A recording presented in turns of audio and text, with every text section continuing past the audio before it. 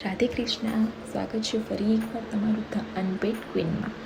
આજે આપણે બનાવીશું મેગીના ભજીયા, જે બાળકોને ખૂબ જ પસંદ હોય છે.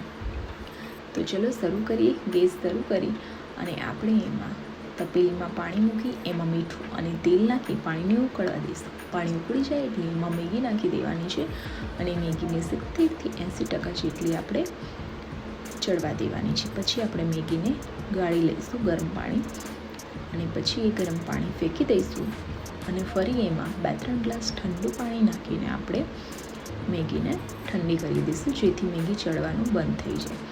ભજીયા તરાશે ત્યારે ઓલરેડી મેગી થોડી ચડશે જ, એટલે 70થી 80% ઇનફ છે. હવે મેગીનું સરસ પાણી નીતરી ગયું છે.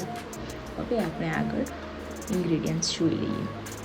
તો ઇન્ગ્રીડિયન્ટ્સમાં મેં અહીંયા ચણાનો લોટ લીધો છે, સાથે સાથે મેં ચોખાનો લોટ પણ લીધો છે, જેનાથી ભજીયા ક્રિસ્પી બનશે. ડુંગળી, કેપ્સિકમ, કોથમીર, મરચાં, લસણ અને મરચાંની તૈયાર પેસ્ટ હતી, મેં એ લીધી છે. તમે ખાલી લસણ પણ લઈ શકો છો, એટલે મેં મરચાંનું પ્રમાણ ઓછું રાખ્યું છે. મરચાં, હળદર, હિંગ, મીઠું અને મસાલા મેજિક મેગીનું. ચલો તો માવો બનાવવાનું શરૂ કરીએ. તો મસ્ત મેગી ઠંડી થઈ ગઈ છે. હવે આપણે આમાં બધા જ ઇન્ગ્રેડિયન્ટ્સ છે એ મિક્સ કરી દઈશું. બધી સામગ્રી આમાં નાખીને આપણે ચણાના લોટ સિવાય બધું નાખી દેવાનું છે અને પછી હળવા હાથથી થોડું થોડું મિક્સ કરવાનું છે. મેગી અત્યારે આખી ભલે રહે, પણ જેમ જેમ મિક્સ કરશો એમ મેગીના કટકા થતા જશે અને આપણે જેવો માવો જોઈએ છે એવો માવો બની જશે. થોડું ઘણું બધું મિક્સ કરી અને ધીમે ધીમે ચણાનો લોટ નાખતો જવાનું છે અને મિક્સ કરતું જવાનું છે. તમે જોઈ શકો છો મસ્ત માવો હવે તૈયાર થવા લાગ્યો છે. તો માવો તૈયાર છે, આપણે જોઈ શકીએ છીએ આપણો મસ્ત ભજી પડે એવો માવો રેડી છે. તો હવે આપણે ભજીયા બનાવવાની શરૂઆત કરીશું.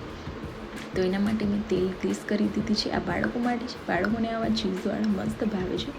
થોડો નાનો એવો માવો લઈ અને અંદર ચીઝની ક્યુબ મૂકી અને એને રાઉન્ડ શેપમાં મસ્ત પેક કરી દેવાનું છે, જે બાળકોને ખૂબ જ ભાવશે. ચીઝવાળું મોટાને પણ ભાવશે.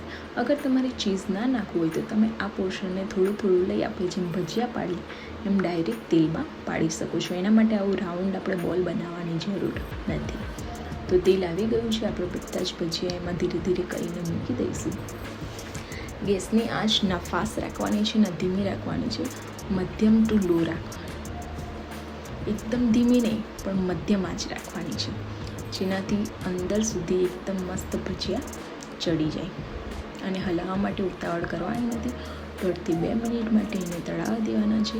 પછી ધીમે રહીને જારો ફેરવીને બધા ભજીયાને હલાવી દેવાના છે. ધીમે ધીમે ઉપર નીચે કરીને આપણે ભજીયાને એક બ્રાઉન કલરના કરવાના છે. તો તમે જોઈ શકો છો કલર ચેન્જ થવા લાગ્યો છે.